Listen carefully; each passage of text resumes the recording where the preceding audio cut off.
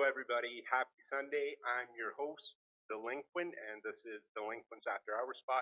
Today we have with me a good friend of mine, John Andrews. John, would you like to introduce yourself? I'm John Andrews. Yeah, thanks for that. Absolutely, man. Absolutely.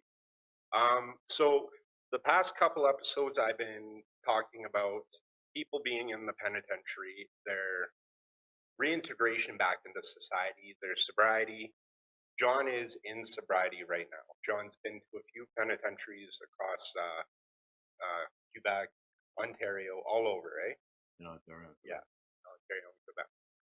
Would you like to talk about some of the penitentiaries you've been in and the kind of the strength you found in there for when you got out this, your journey in sobriety? Sure. Well, I first went in 1993, December, for bank robbery.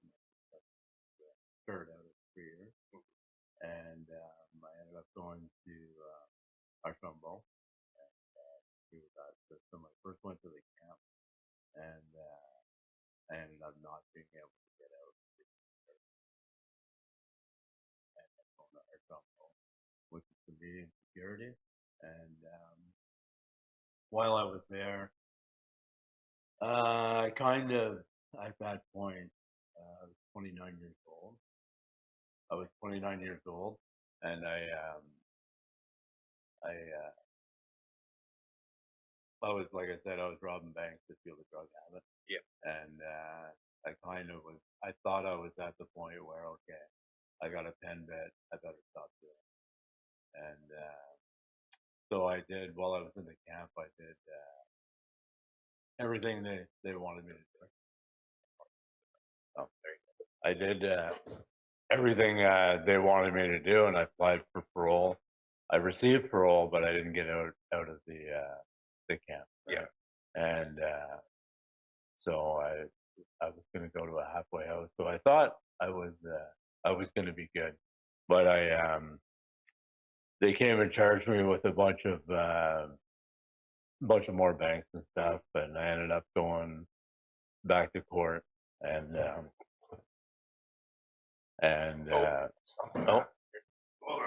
pulled the camera. Sorry about that. There we go. Yeah, so I ended up doing my stat release, which is 2/3 of my first sentence, and because I got out, I was right back into the life again, and I totally forgot about like getting clean and doing what I had to do. I was kind of because they had charged me with a bunch of stuff and kept me into my stat. They ended up dropping all the charges because they didn't have any evidence. Yeah. But it was kind of a reason to keep me in. A little bit louder. Yeah. So I ended up getting into a lot more trouble. I ended up with more time. And when I got out at the end of my sentence, my sentence ended up being almost 4 years. And so I ended up finishing my sentence inside. Mm-hmm. And when I got out, I was just full on criminal again. And I had absolutely no urge to stay clean. And but I ended up I ended up robbing a bank in Cornwall, Ontario, and kind of there were shots fired, and it was kind of it was a pretty bad situation. And long story short, about a year later, I ended up picking up 8-year sentence, but they took a year off my good time. Did addiction fuel those bank robberies, or? Absolutely. Yeah. Eh? And although I wasn't, I didn't really accept that at the time. I thought, when you're robbing banks and doing kind of high profile crime like that, it gets a little ahead of you, and you don't realize you're doing it to fuel a drug habit. You're kind of like the guy, like you're in the life of crime. That's kind of, I hate to even say it, but it's looked up to, right? Well, even when you're in that type of life, Yeah. you know. Did it? It obviously took years away from your life. 100%. Yeah. Took years and years away from your life, and you had to sit in the penitentiary for all these things you did. While you're in the penitentiary, did the using continue? My first sentence, yes, not so my drug of choice is cocaine Hmm. and specifically crack. Yeah, And so while I didn't use a lot of crack inside, I drank a lot, and I I drank significant amount, yeah, but I definitely smoked marijuana and hash the whole time I was in, pretty much. Um, but my last sentence, I straightened, that's and, good. and I had had it with the life, and probably the biggest thing that helped me the most was the impact on the victim. Uh, for the first time, I read victim impact statements, And you realize, and I realized that I was changing people's lives, possibly forever, if not for a long time.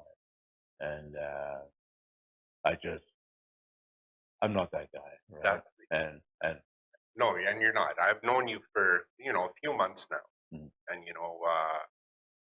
you can just tell people that have been in the penitentiary and how the penitentiary's affected them, and even when they get out, they still live by that code.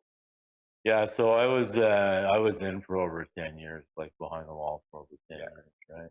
And when I got out, like my last sentence, I did it at Joyceville Institution, and And that's in in Ontario, Ontario. and I got married inside, and like I met someone early on in my sentence Yeah, uh, that was on the street, and she was a huge support for me, and she was absolutely a law-abiding citizen, yeah. and but she understood the life of crime. Did she keep you straight for a while? Well, she gave me a new purpose in Yeah. life, right? And so she was a criminal defense lawyer, Oh, and look, that's a different kind of mix up, eh? yeah, for sure. Yeah, And so she saw something in me that perhaps I didn't see myself, right? yeah. And so we started talking early on in my sentence, and we just clicked, and we ended up getting married inside. Yeah. And so she helped me reintegrate back into society, and she helped bring out, I guess, the real John, right? Yeah. Not the violent one, not Yeah. the one that had strut his stuff and show his ego, and just the softer side. Yeah. And yeah, So how long have you been out of the penitentiary now for? so I got out in 2004, Okay, so and 22 years. 22 years. Good for you, Yeah. man. Good for And you. yeah, I have absolutely no desire to commit the crimes required to go back. You know the impact it caused on others.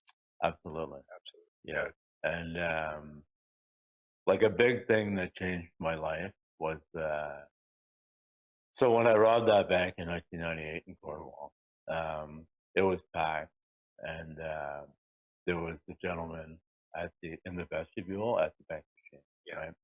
And my partner went in off the counter. I had a load of sawed off, and I stayed. The bank was packed, Yeah. like I said, and so I was basically there to nobody, you know, left the bank. Yeah. Yeah.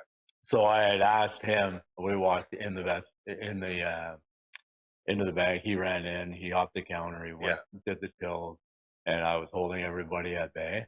But I had to hold the door open, Yeah. and the gentleman that was at the bank machine, I had just hold the door. I told him to just hold the door, Yeah. and he was stuck.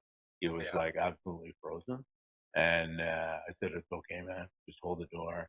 And he wouldn't do it. So I held it with my leg. I went and grabbed the gun. The gun went off, and it wasn't an intentional discharge. No one got hurt. No one got hurt. It broke a big pane glass window though, Yeah. and Like it was pretty traumatic, I imagine, for everybody Oh, in the bank. 100%. But after reading the victim impact statement, well, after I got my time and everything, and I was in the pen and I read it, and so he was mentally challenged, and that was the first time. One of the victims was? Yeah, the guy at the bank machine. That was the first Yeah. time that he had gone to a bank and used the bank machine by Yeah. himself. No. Yeah, So, and he was 30-some years old, yeah, and so I changed his life forever, right? yeah. He probably doesn't go to bank missions. Well, he probably doesn't, right? No. And even to this day, you know. Yeah. And so that's something that, like, I'm not responsible to do that to someone else, No. right? And all the banks that I had done before, that could have happened at every single bank I Yeah. did, right? Yeah. And you know, probably the first time you're saying this on record, but there's been at least dozens and dozens, right? Yeah. When sometimes he's violent, sometimes he's not, right? And the emotional, psychological impact that I've caused on people is astronomical, right? And that's for sure. That's not a guess, right? Yeah. This I know. Yeah. So while I can't, it's just not possible for me to commit those crimes anymore because I'm not that person.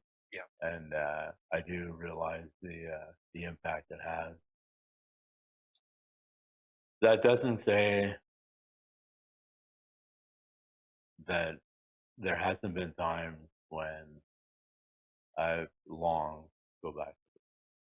And I know a lot of people can't understand that. Yeah. But even though I had a pretty smooth transition coming out of the pen, and my life was really good for quite a long time after, it was really hard for me to adjust just to people.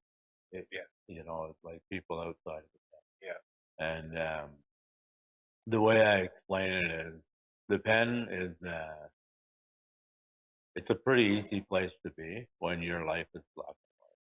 Yeah. Because either you do or you don't. Either you survive or you don't. Yeah. Exactly. And it's really that simple, right? Yeah. And it's pretty, at least for a guy like me, it's really easy to live that life. And because you either survive or you don't. And somehow, by the grace of God, I did survive. Yeah. For quite a long time, right? But It just became second nature almost, right? absolutely, Yeah. right? But living on the street, and I mean outside the wall, not being homeless. Yeah. It's a totally different world, and it takes a lot, especially the amount of time a person has done, but also when you're living in addiction and living in a life of crime, that's all also very black and white. You make all your decisions that way, either yes or no.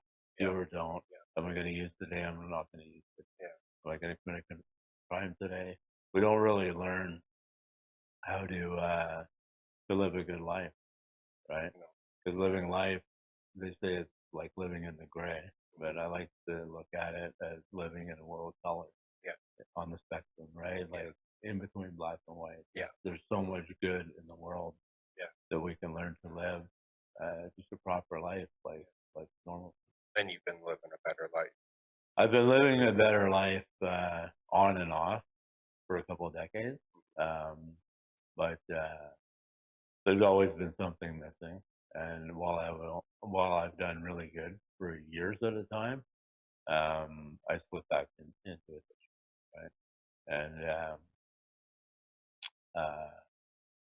the way I've been able to stay clean, I mean, I just went through a relapse, two relapses month month ago, but I live a life of recovery now, and I have for the past year.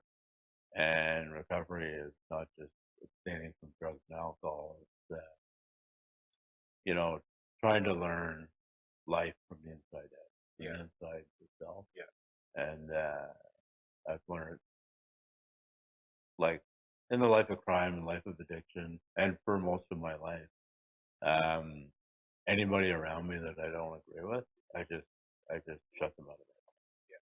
Basically, like, I'm done with them. Mhm. They don't need to be in my life. And you don't. Anyone that's not going to be there to bring you up Mm. or build you up as a good person, as a positive, influence on society, you don't need them in your life. That is true.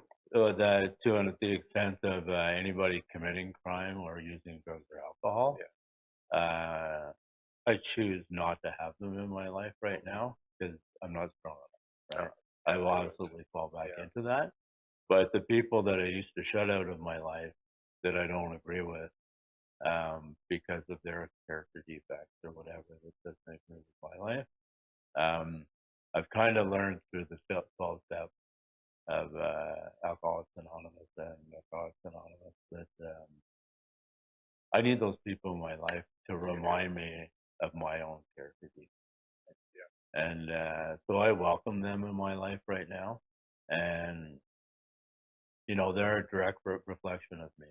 And I think the reason I was blocking them out of my life is because they were exactly that. They were reminding me of who I am, and I didn't want to do that.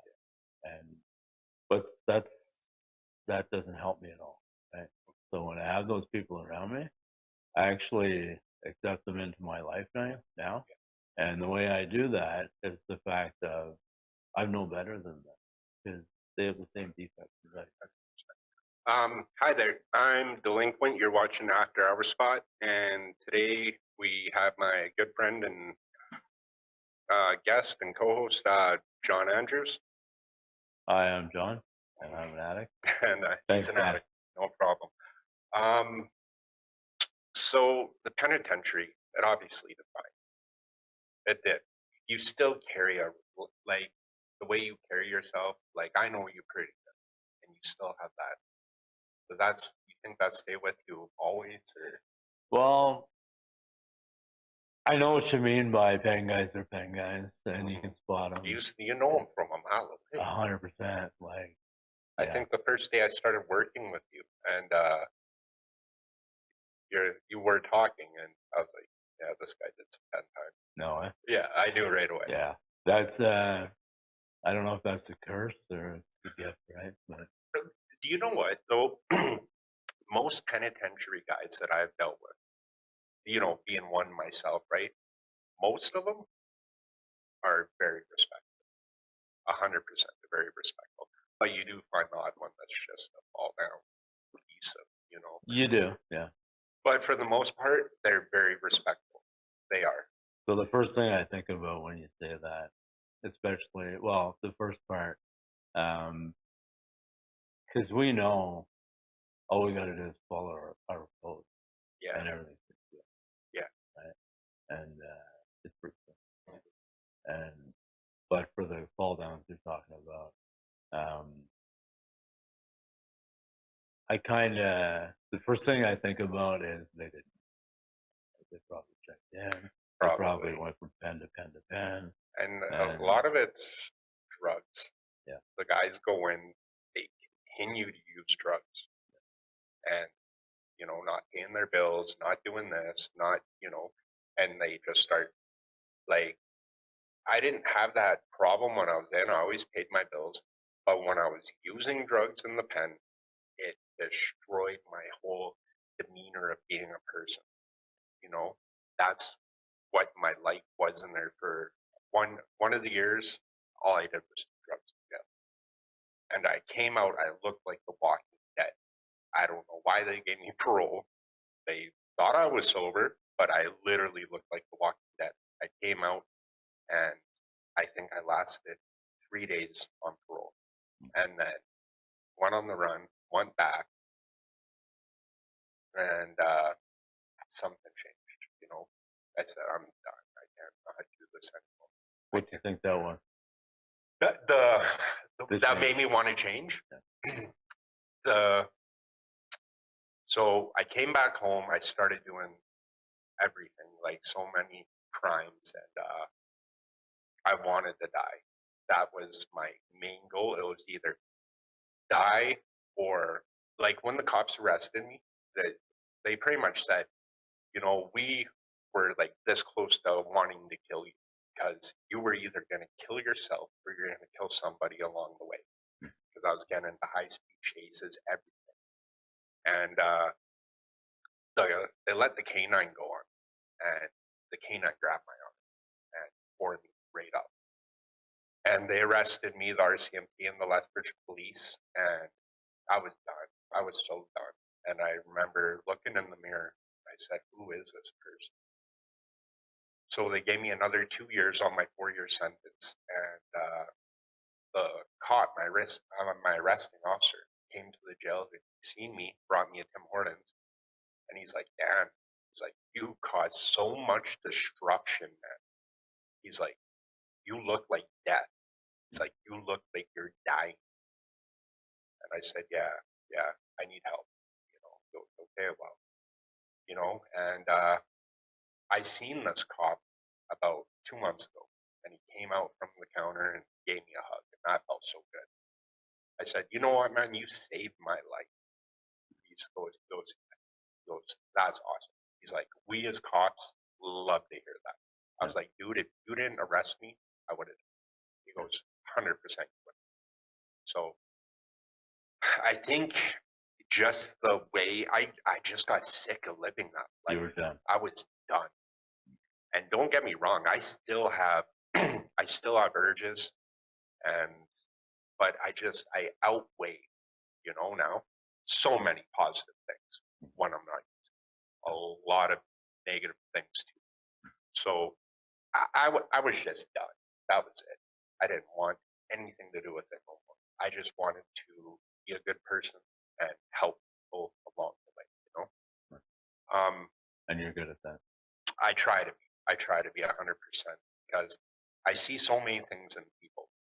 Like if you see something in them, you see a shine in them, you see something, and this guy wants help, or this girl wants help, or some people they're just in it, you know.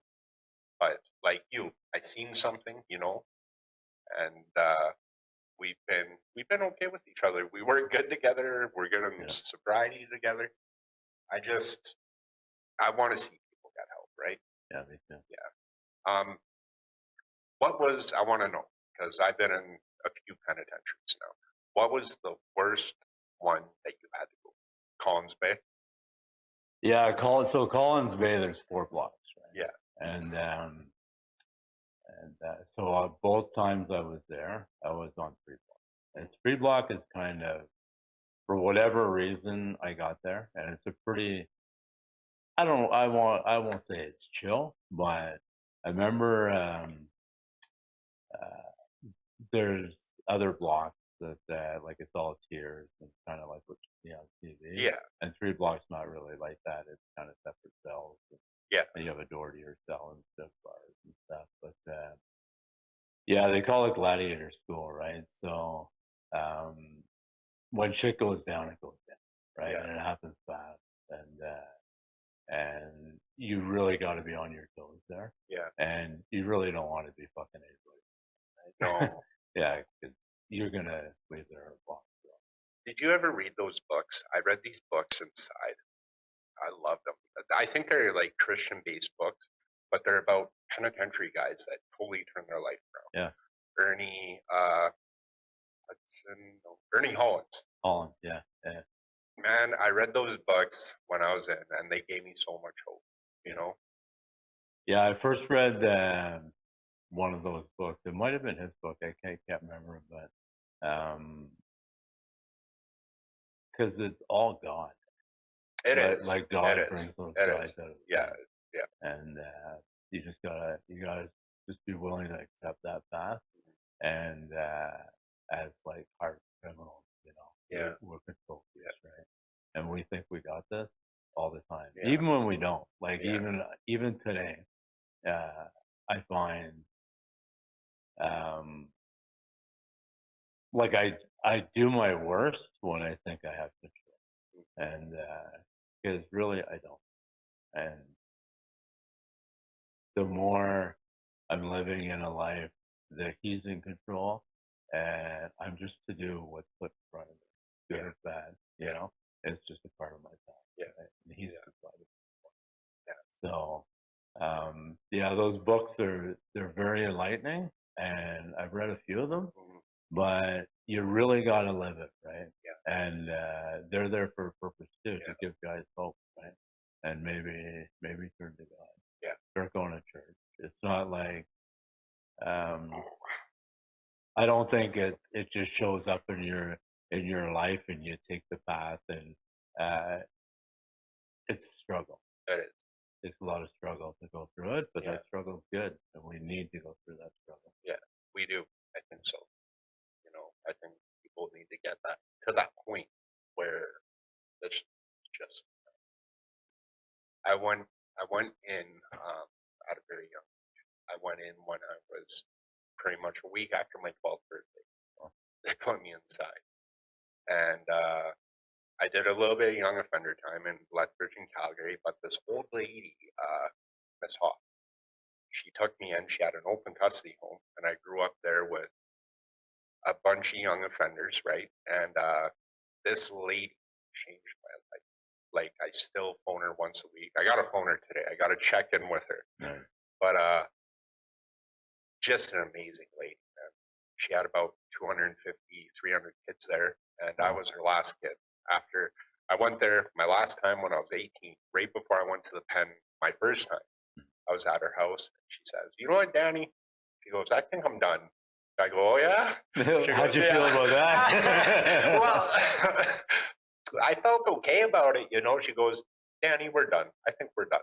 I said, "Oh, well, they're getting old, right?" And her husband passed away, God bless him. But I go and visit her, and I wish a lot of the other boys would still too, but they're in addiction. She goes, "You know, Danny," she goes, "I know when you're doing good." I go, "How's that?" She goes, "You phone me every week. Nice. You come to see me, you know." She goes, "I start worrying about you when you don't phone." So amazing lady, like such a amazing pillar to this community she was. And she changed my life. I was there from 12 to 18. You ever think of contacting the people that she helped before? Yes and no. A lot of them were my friends, and they are my friends. Like, I don't care if someone's out in addiction, you are still my friend. If I'm not reaching out to you right now, it's because I'm not strong enough. Yeah, I that's cannot what I see my friends like that. When I got released on parole, I had to go to a funeral the second day I was out, and that was hard. I had to go to my friend Ashley's funeral, and she didn't even have pallbearers. Like, her mom just grabbed a bunch of us and said, "Can you be pallbearers?" And I said, "Absolutely." But I seen a couple friends there that are struggling with addiction, right? And these are like my friends that I've known since I was 11, 10, 12 years old. So for me, that's extremely hard. Like, I don't want to see my friends like that. But if a friend calls me, like if I had a friend call me right now and say, "Danny, can you take me to detox? Can you?" 100%. I will be there. I'll grab you as long as you aren't using. I'll be there and I'll take Maybe with another person, right? In you. recovery? Maybe with I might be Yeah. paying for your cab, but Yeah. we're gonna get you there. But yeah, it's been hard, and I'm from Lethbridge, so it's insane the drugs and addiction in Lethbridge now. Yeah. It's insane. lot. It makes me so sad. See, I moved here from Cochrane, Alberta, Yeah. outside of Calgary, just for the recovery community here, because it's so well known, right? It is And it's very so well huge, known. right? Yes. So I made a conscious effort to, like, I came down here for treatment. Yeah. And I completed the treatment course, but the 90-day. But it was during that time that I decided to move all my stuff down here Okay. and start a life here, just because the only way I stand a chance staying clean is if I surround myself with people in recovery. Yeah. And I've been able to do that now, and you're one of them. It's Right? been working. I get to work with you, Yeah.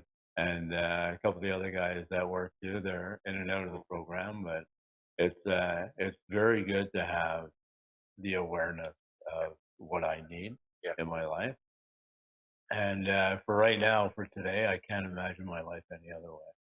Because, like I said before, I relapsed not too long ago, but it was very short, and I was able to be accepted back into the community right away. Yeah. And I knew that, right? So Yeah. all I had to do was make that call. Yeah. And for years, decades, I stayed in the life of addiction, of using active addiction because of the shame, right? Yeah. And I just couldn't face my family. I couldn't face my loved ones, the people around me, because there was John again, back in addiction, back using. And, I just basically felt like a loser. But now I have people I can call, even when I do relapse. Yeah. Not that it's a reason to relapse, but if But I at do, least you have those people there. I have those people there, and they're a constant, solid support. Yeah. And like in my home group and Narcotics Anonymous, the main meeting that I go to, like they just show so much grace when I showed back up into the room, and something I never really felt before because I used to always get shit from everybody around me, right? Yeah. And but just because they didn't understand, not because they're bad people, not at all. I mean, my family. So what do you I want to do? put them through a lot, right? And so I don't think it's going to take a lot for them to accept me back Your family. into their life. Have you reached out or? I have. So I talked to my sister. I reached out when I was in program about a year ago, and she's willing to talk to me again. But we got to keep it short. It can't get too emotional. Yeah. Just because of the scars that I've left on her. Right? Yeah. And emotional scarring. It's through the roof, right? Yeah. She's always been there for me. But as soon as the talk gets a little deep, we have to, right? And but I'm hoping that I'll heal in time. And I think we always leave the conversation on a positive note, so which is a really good sign because it wasn't like that for you. It wasn't, right? You got to rebuild, man. Hi everyone. You're watching Jess TV, and this is Delinquents After Hour Spot. We're sitting here with my good friend John Andrews. Hi, thanks for having me now. Absolutely, man. So we're talking about John was in the penitentiary. He's been in recovery. He's doing his sobriety thing. We were just talking about your family and rebuilding that foundation with them from, you know, and has it been hard? Has it, you know, it's obviously affected you. Yeah, so personally, like from inside me and myself, yeah, it's a struggle, almost a daily struggle, right? Because I think of my family all the time, and especially um, like I have a daughter, and haven't spoken to her in a very long time. Yeah. And she had gotten, when she was 2 when I first went to the pen, and she got adopted to a wonderful family.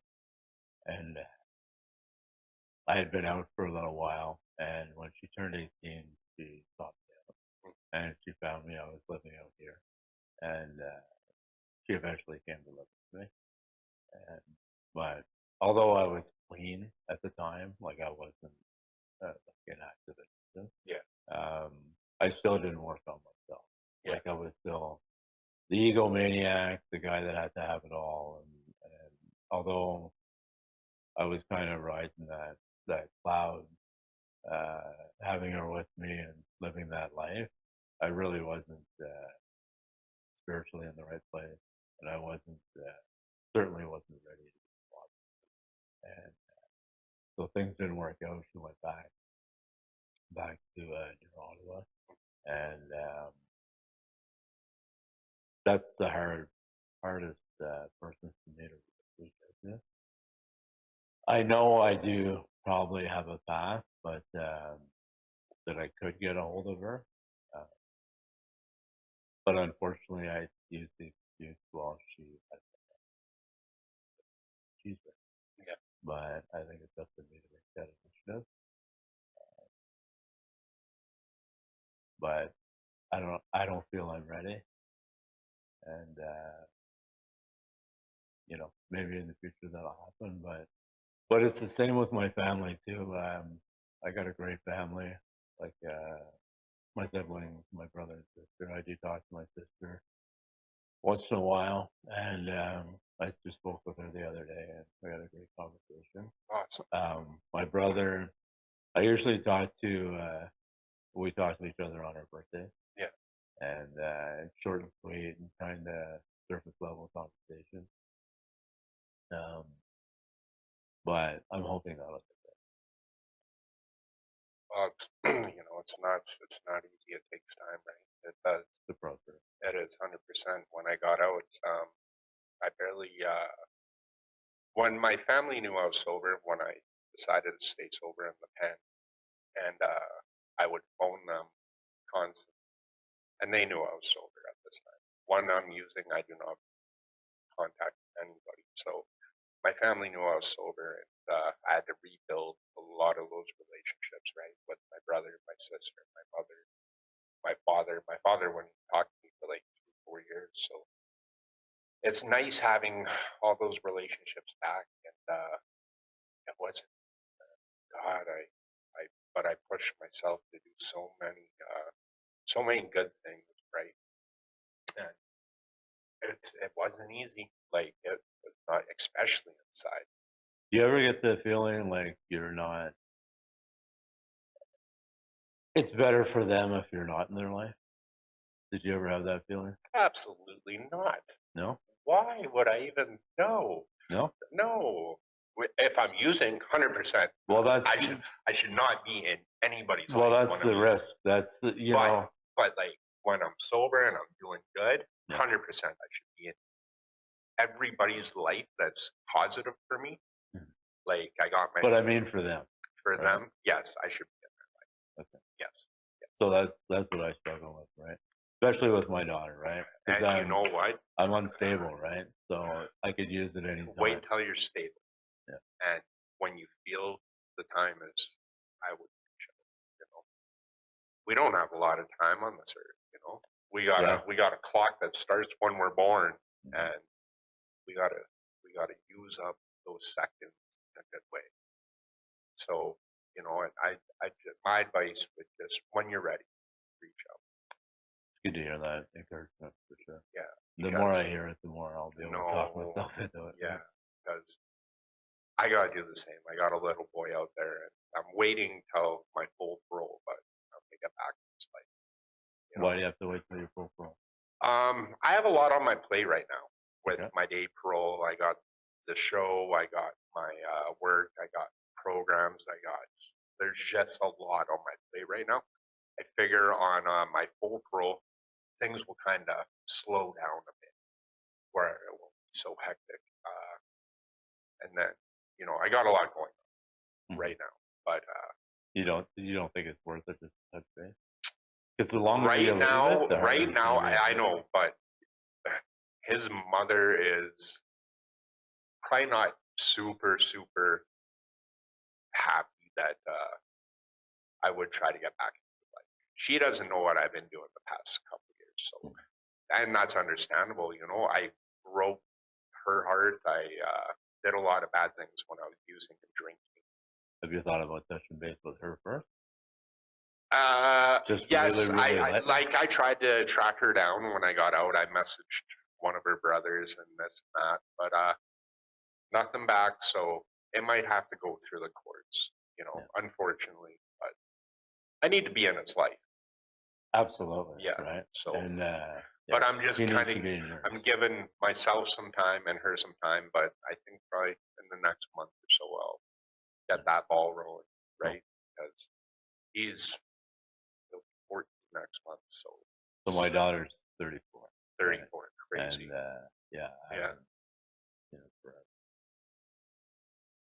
yeah. So you don't want to leave it like 14 years, right? Or no. And I was locked away for quite a bit of them. So I just want him to see that I'm being a positive influence out there. But we're probably going to close the show here soon. I'm just going to message Jessie. Is there anything you want to tell the viewers? Like maybe give them some hope or. Well, I was just going to mention that there's always hope, right? Yeah. And the way I've found hope, I wasn't a much big believer in hope before, but now I seek it because the only way I'm going to experience hope is if I find it myself, right? I have to do the work. I have to take action, and nothing is going to happen in my life for the positive unless I take the initiative. And I try to help other guys with that because there's many people out there that just don't think they're worth it. But I gotta say, early in the last year of recovery for me, they have that saying, keep it simple, right? Yeah. And there's a thing called service where you kind of give back to the program by helping someone else. Yeah. And my first step with that was just listening to people, listening to the people that are more advanced in the program than me, and I can learn something from them and pass it on to someone that might need it, right? And they might recognize a little bit of their own life in my life, and they might listen to me for a second. Yeah. And so it's that whole thing: listen, learn, and pass it on. Yeah. And it can be as simple as just one little thing that somebody else has done in their life that you can start to do. And when you learn that it works for you, you can pass it on to someone else. Yeah. And it will change your life. And seeing it change another one's life will make you want to stay where you're at, right? Just stay in the program, stay clean, and be a service. Good. That's, it's a good message. Well, I think we still got a few more minutes. We can probably get some other stuff out there. Sure. So how have things been going in life for you right now? So, yeah, life's kind of a shit show a lot of days, but I'm enjoying it. I guess the biggest thing I've learned lately is when something tragic happens in my life, and small t, like something happens in my life that doesn't go my way, let's say, it's there for a reason. Yeah. And I'm not real good at it yet, but I just gotta accept the fact that I can learn from it and move on. And I honestly believe that God puts these things in front of me because I still need to learn to slow down. Yeah. I need to learn more about myself and accept people into my life because they need to be in my life, not because I want to. Yeah. So, yeah. So today was a really good day, right? So I knew I was going to do this, and like I took the day off. I was going to work today. Yeah. I took the day off and did this, and I was going to go to my stores this morning. And normally I go to church Sunday morning, and for whatever reason I wasn't going to, but I noticed the time I was on the highway and I could make it, so I went to church and I received a really good message about grace and the fact of when you're willing to accept grace in your life, it's a lot easier to give it away. Yeah. Which is hard for me. Yeah, and I tend to want to think that people owe me something, but everybody around me owes me. Yeah, 100%. All right. Well, we're gonna close this meeting up. John, man. Hey, thanks for coming in, man. Like, that's awesome, buddy. Thank you. Right? I think people need to hear that. I think people need that. They got to know that there's more to life, right? There is. Than prison, addiction, everything that brings us down. Such negative things, right? And if you can find something positive out of all that shitty ass darkness, then that's awesome. Yeah, for sure. And I think a big thing too is as addicts and people that have spent time, like serious time, Yeah, we can almost live a better life than the normies, right? yeah, We come so far, and happiness means a whole lot to me right now, and I really appreciate it so much. man. Thanks, man. Well, guys, I'm Delinquent. We're going to close this show. We had my friend John Andrews. Big shout out to Jessie Parmar for even letting me do this. Love you, Jessie, man. And if anyone out there is struggling with addiction, or there's places you can go to get help. There's meetings. There's pick up a phone, man. Just get a hold of someone.